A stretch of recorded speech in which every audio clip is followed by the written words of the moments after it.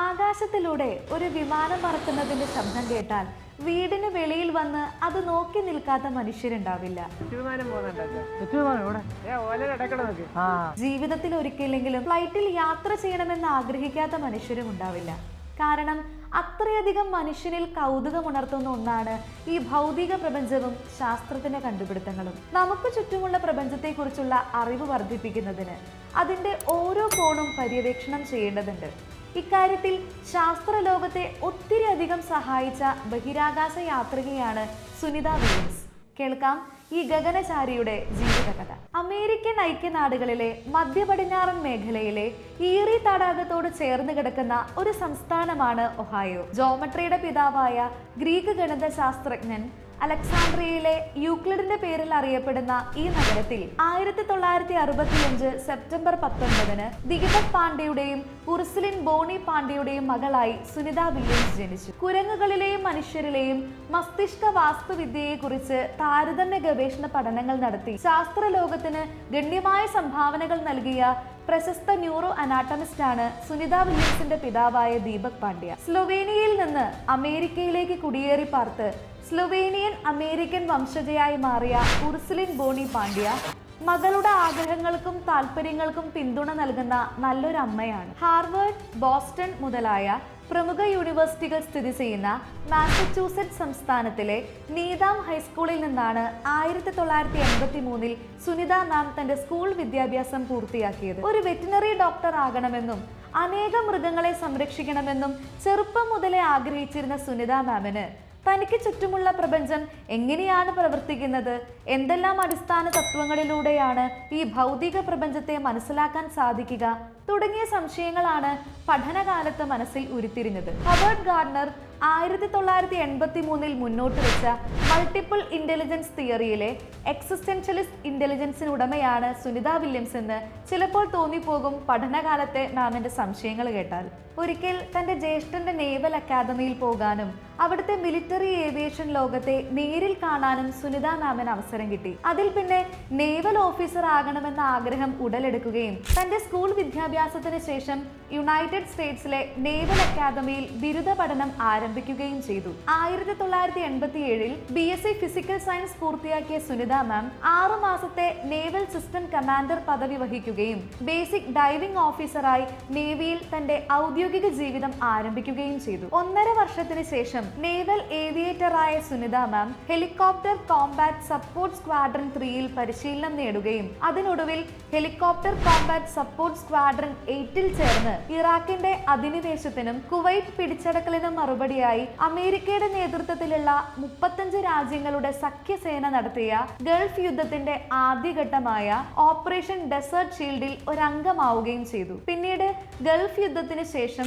വടക്കൻ ഇറാഖിലെ വീടുകളിൽ നിന്ന് പലായനം ചെയ്ത കുർദിഷ് അഭയാർത്ഥികളെ സംരക്ഷിക്കുന്നതിനും മാനുഷിക സഹായങ്ങൾ അവർക്ക് എത്തിക്കുന്നതിനുമായി 1991 ഏപ്രിലിൽ ആരംഭിച്ച ഓപ്പറേഷൻ പ്രൊവൈഡ് കംഫർട്ടിലും സുനിത മാം പങ്കെടുത്തു. 1993 യുണൈറ്റഡ് സ്റ്റേറ്റ്സിലെ ടെസ്റ്റ് പൈലറ്റ് സ്കൂളിൽ നിന്നും 1 വർഷത്തെ കോഴ്സ് വിജയകരമായി പൂർത്തിയാക്കിയ സുനിത മാം സ്ക്വാഡ്രൺ H-46ന്റെ ഓഫീസർ ഇൻചാർജായി മാറി. 1992 ഫ്ലോറിഡയിലെ ചുഴലിക്കാറ്റിനെ തുടർന്നുണ്ടായ ദുരിതാശ്വാസ പ്രവർത്തനങ്ങളിൽ പങ്കെടുക്കുകയും 1993 യുണൈറ്റഡ് സ്റ്റേറ്റ്സിലെ ടെസ്റ്റ് പൈലറ്റ് സ്കൂളിൽ റോട്ടറി വിംഗ് എയർക്രാഫ്റ്റ് ടെസ്റ്റ് ഡയറക്ടറേറ്റിൽ പ്രൊജക്ട് ഓഫീസർ ആവുകയും നിരവധി സ്ക്വാഡ്രൻസിന്റെ സേഫ്റ്റി ഓഫീസർ ചുമതല ഏറ്റെടുക്കുകയും ചെയ്തു. 1995 ഫ്ലോറിഡ ഇൻസ്റ്റിറ്റ്യൂട്ട് ഓഫ് ടെക്നോളജിയിൽ നിന്ന് masters of science in engineering management കരസ്ഥമാക്കിയ സുനിത മാം അതേ വർഷം തന്നെ നേവൽ ടെസ്റ്റ് പൈലറ്റ് സ്കൂളിൽ റോട്ടറി വിംഗ് ഡിപ്പാർട്ട്മെന്റിലെ ഇൻസ്ട്രക്ടറായും സ്കൂൾ സേഫ്റ്റി ഓഫീസറായും സ്ഥാനം ഏറ്റെടുക്കുകയും ചെയ്തു. പിന്നീട് US ആർമിയിലെ ഹെലികോപ്റ്റേഴ്സ് പറത്തുകയും US നേവിയുടെ യുദ്ധക്കപ്പലായ USS സൈപാനിലെ എയർക്രാഫ്റ്റ് ഹാൻഡ്ലറും അസിസ്റ്റന്റ് എയർബോസ് ആവുകയും ചെയ്തു. ഇങ്ങനെ നിരവധി ഉത്തരവാദിത്തപൂർണമായ സ്ഥാനങ്ങൾ ഏറ്റെടുത്ത് നാടിന്റെ ഉന്നമനത്തിനായി അഹോരാത്രം സേവനമനുഷ്ഠിക്കുന്ന ഈ ധീര വനിതയുടെ അർപ്പിതബോധവും വിജ്ഞാനവും കണക്കിലെടുത്ത് 1998 US ഗവൺമെന്റിന്റെ ബഹിരാകാശ ശാസ്ത്ര സാങ്കേതിക വിഭാഗമായ national aeronautics and space administration അഥവാ നാസ തിരഞ്ഞെടുക്കുകയും അമേരിക്കയിലും റഷ്യയിലുമായി പരിശീലനം കൊടുക്കുകയും പിന്നീട് അന്താരാഷ്ട്ര ബഹിരാകാശ നിലയമായ ISSന്റെ പ്രവർത്തനങ്ങളിൽ നേരിട്ട് ഇടപെടാനുള്ള അവസരം ഒരുക്കുകയും ചെയ്തു. 2002 സമുദ്രത്തിന്റെ അടിത്തട്ടിലെ ആവാസ വ്യവസ്ഥയെക്കുറിച്ച് പഠിക്കാനുള്ള നീമോ 2 എന്ന ദൗത്യത്തിൽ പങ്കാളിയായ സുനിത വില്യംസ് ഒരു എക്കോനോട്ട് ആവുകയും 2006 ഡിസംബർ 9 STS-116ന്റെ 14ാം പര്യവേക്ഷണ സംഘത്തോടൊപ്പം തന്റെ ആദ്യ ബഹിരാകാശ യാത്ര നടത്തുകയും ചെയ്തു. പിന്നീട് ഈ സംഘത്തിൽ ഉണ്ടായിരുന്ന റഷ്യൻ അംഗങ്ങൾ മാറി പുതിയവർ വരികയും അങ്ങനെ STS-117 എന്ന 15ാം പര്യവേക്ഷണ സംഘത്തിലും സുനിത മാം അംഗമായിരുന്നു. 2007 ജനുവരി 31 ആദ്യമായി ബഹിരാകാശത്ത് നടന്ന സുനിത മാം 9 ദിവസങ്ങൾക്കുള്ളിൽ 3 പ്രാവശ്യമായി 6 മണിക്കൂർ 40 മിനിറ്റ് പിന്നിടുകയും തന്റെ 4ാമത്തെ ബഹിരാകാശ നടത്തത്തിലൂടെ 29 മണിക്കൂറും 17 മിനിറ്റും നടന്ന് റെക്കോർഡ് സൃഷ്ടിക്കുകയും ചെയ്തു. എന്നാൽ അമേരിക്കൻ ബയോകെമിസ്ട്രി ഗവേഷകയും ആക്സിയം സ്പേസിനായി പ്രവർത്തിക്കുകയും ചെയ്യുന്ന പെഗ്ഗി വിൻസൻ 2007 ഡിസംബറിൽ 32 മണിക്കൂറും 32 മിനിറ്റും ബഹിരാകാശത്ത് നടക്കുകയും സുനിത വില്യംസിന്റെ റെക്കോർഡ് മറികടക്കുകയും ചെയ്തു. 2007 ബോസ്റ്റൺ മാരത്തണിൽ ബഹിരാകാശത്ത് കൂടെ ഭൂമിയെ വലം വെച്ചുകൊണ്ട് 4 മണിക്കൂറും 24 മിനിറ്റും ഓടിത്തീർത്ത് മാരത്തോൺ മത്സരത്തിൽ പങ്കെടുത്ത ആദ്യ ബഹിരാകാശ യാത്രികയായി സുനിത വില്യംസ്. അങ്ങനെ 195 ദിവസം ബഹിരാകാശത്ത് താമസിച്ചുകൊണ്ട് 2007 ജൂൺ 22 ഭൂമിയിൽ മടങ്ങിയെത്തിയ സുനിത വില്യംസ് ഇന്ത്യയിലെ സബർമതി ആശ്രമവും ഗുജറാത്തിലെ തന്റെ പിതാവിന്റെ ജന്മനാടായ ജുലാസൻ ഗ്രാമവും സന്ദർശിക്കുകയും വേൾഡ് ഗുജറാത്തി സൊസൈറ്റി അവർക്ക് സർദാർ വല്ലഭായ് പട്ടേൽ വിശ്വപ്രതിഭ അവാർഡ് നൽകുകയും ചെയ്തു. ഈ അവാർഡ് ലഭിച്ച ഇന്ത്യൻ പൗരത്വമില്ലാത്ത ആദ്യ വ്യക്തിയും സുനിത വില്യംസ് ആണ്. പിന്നീട് 2007 ഒക്ടോബർ 4 അമേരിക്കൻ എംബസി സ്കൂളിൽ തന്റെ ബഹിരാകാശ അനുഭവം പങ്കുവയ്ക്കുകയും ഇന്ത്യൻ പ്രധാനമന്ത്രിയായിരുന്ന മൻമോഹൻ സിംഗുമായി കൂടിക്കാഴ്ച നടത്തുകയും ചെയ്തു. 2012 ജൂലൈ 14 റഷ്യൻ ബഹിരാകാശ പേടകമായ സോയസ് TMA-05M എന്ന ബഹിരാകാശ പേടകത്തിൽ 32ാമത് പര്യവേക്ഷക സംഘത്തിന്റെ ഭാഗമായും 33ാമത് പര്യവേക്ഷക സംഘത്തിന്റെ കമാൻഡറായും സുനിത മാം മാറുകയും ഈ നേട്ടം കൈവരിക്കുന്ന 2ാമത്തെ വനിത എന്ന ബഹുമതി നേടുകയും ചെയ്തു.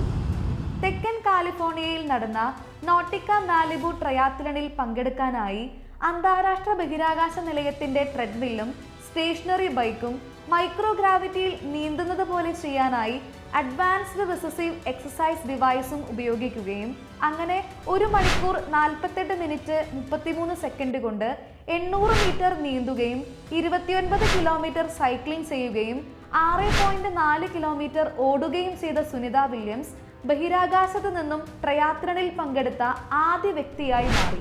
2015 ജൂലൈയിൽ യുഎസിന്റെ വാണിജ്യ ബഹിരാകാശ യാത്രകൾക്കായുള്ള ആദ്യ ബഹിരാകാശ യാത്രികരിൽ ഒരാളായി നാസ സുനിത വില്യംസിനെ തിരഞ്ഞെടുക്കുകയും ബോയിങ്, സ്പേസ് എക്സ് മുതലായ വാണിജ്യ ക്രൂ വാഹനങ്ങളിൽ പരിശീലനം കൊടുക്കുകയും ചെയ്തു. 2018 ഓഗസ്റ്റിൽ ബോയിങ് CST-100 സ്റ്റാർലൈനർ 1ൽ നിയോഗിക്കപ്പെട്ടതിനെ തുടർന്ന് അതിന്റെ പ്രവർത്തനങ്ങളിൽ മുഴുകുകയും ചെയ്ത സുനിത വില്യംസ് 2024 ജൂണിൽ സ്റ്റാർലൈനറിന്റെ ബഹിരാകാശ പേടകത്തിൽ യുണൈറ്റഡ് സ്റ്റേറ്റ്സിന്റെ നേവൽ ടെസ്റ്റ് പൈലറ്റായ ബുച്ച് വിൽമോറുമായി 8 ദിവസം മാത്രം നീണ്ടു നിൽക്കുന്ന ബഹിരാകാശ യാത്ര നടത്തുകയും ബോയിങ്ങിന്റെ സ്റ്റാർലൈനർ സ്പേസ് ക്രാഫ്റ്റിന്റെ സർവീസ് മൊഡ്യൂളിലെ പ്രശ്നങ്ങൾ കാരണം മടങ്ങി വരാനാകാതെ ഇന്റർനാഷണൽ സ്പേസ് സ്റ്റേഷനിൽ 9 മാസത്തിലധികം കഴിയുകയും ചെയ്തു. പിന്നീട് 2025 മാർച്ച് 18 സ്പേസ് എക്സ് ക്യാപ്സ്യൂളിൽ തിരിച്ചെത്തിയ സുനിത വില്യംസ് ഏറ്റവും പരിചയസമ്പന്നയായ ബഹിരാകാശ യാത്രികയായി മാറി. 9 സ്പേസ് വാക്കിലൂടെ 62 മണിക്കൂറും 6 മിനിറ്റും പൂർത്തിയാക്കിയ സുനിത വില്യംസ് ഏറ്റവും കൂടുതൽ പ്രാവശ്യം ബഹിരാകാശത്ത് നടന്ന നാസയുടെ ഓൾ ടൈം ലിസ്റ്റിൽ 4ാമത്തെയാളും പെഗ്ഗി വിൻസന്റെ റെക്കോർഡിനെ മറികടന്ന് 1ാമതെത്തിയ ആദ്യ വനിതയുമാണ്. 322 ദിവസം ബഹിരാകാശത്ത് ചെലവഴിച്ച സുനിത വില്യംസ് വിവാഹം കഴിച്ചത് ഹെലികോപ്റ്റർ പൈലറ്റും US മാർഷൽ സർവീസിൽ ഫെഡറൽ മാർഷലായി പ്രവർത്തിക്കുന്ന മൈക്കൽ ജെ വില്യംസിനെയാണ്. 1987 മേരിലാൻഡിലെ അന്നാപോളിസിലുള്ള നാവിക അക്കാദമിയിൽ വെച്ച് കണ്ടുമുട്ടിയ ഇവർക്ക് പരസ്പരം തോന്നിയ സഹകരണ മനോഭാവവും സൗഹൃദവുമാണ് ഇവരെ ഒന്നിക്കാനിടയാക്കിയത്. 20 വർഷത്തിലേറെയായി വിവാഹിതരായിട്ടെങ്കിലും സ്വന്തം രക്തത്തിൽ മക്കൾ വേണ്ട എന്ന ഒന്നിച്ചുള്ള തീരുമാനം ദത്തെടുക്കാൻ ഇവരെ പ്രേരിപ്പിച്ചു. കൂടാതെ നിരവധി വളർത്തുനായ്ക്കളും ഇവർക്കുണ്ട്.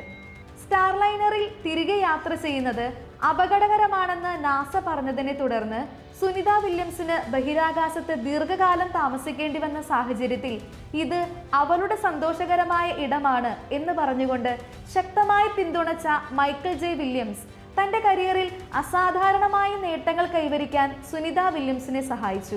2008 ഇന്ത്യൻ സർക്കാർ മൂന്നാമത്തെ സിവിലിയൻ ബഹുമതിയായ പത്മഭൂഷണും 2011 ബഹിരാകാശ പര്യവേക്ഷണത്തിലെ മികവിന് റഷ്യൻ സർക്കാരിന്റെ മെഡലും 2013 ഗുജറാത്ത് ടെക്നോളജിക്കൽ യൂണിവേഴ്സിറ്റിയിൽ നിന്ന് ഓണററി ഡോക്ടറേറ്റും അതേ വർഷം തന്നെ സ്ലൊവേനിയയുടെ മുൻ പ്രസിഡന്റായ ബെറോട്ട് പഹോർ ഗോൾഡൻ ഓർഡർ ഓഫ് മെറിറ്റും നൽകി സുനിത വില്യംസിനെ ആദരിച്ചു.